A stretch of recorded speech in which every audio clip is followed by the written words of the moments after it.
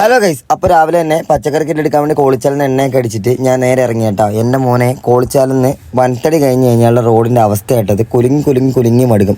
അതുകൊണ്ടാണ് ഞാൻ മെയിൻ ബളാന്തോട് പാണത്തൂർ ഭാഗത്തേക്കൊന്നും വരാത്തത്. അങ്ങനെ ബളാന്തോടുന്ന് പച്ചക്കറി കിറ്റൊക്കെ സെറ്റായി നമ്മൾ പച്ചക്കറി കിറ്റ് എടുത്തിട്ട് പോകാട്ടോ. കുറേ അധികം ആൾക്കാർ എനിക്ക് കിറ്റ് കൊടുക്കാനുള്ള പൈസ അയച്ചിട്ടുണ്ടായിരുന്നു. അതൊക്കെ കറക്റ്റായിട്ട് അർഹതപ്പെട്ട ആൾക്കാരിലേക്ക് എത്തിക്കാൻ വേണ്ടിയിട്ടാണ് പോകുന്നത് കേട്ടോ. അങ്ങനെ പോകുന്ന വഴിക്ക് ഒരു ഫോളോവറേയും കണ്ട് നേരെ മാലവും വഴിയായിട്ടാണ് പോകുന്നത്. മഴക്കാലം ആയതുകൊണ്ട് തന്നെ മാലത്തുനിന്ന് പോകുന്ന വഴിക്ക് ഒരു വെള്ളച്ചാട്ടമൊക്കെ കാണാം. ആ വെള്ളച്ചാട്ടം കഴിഞ്ഞ് നമ്മൾ നേരെ പോകുന്ന വെള്ളരിക്കുണ്ടിലേക്കാട്ടോ.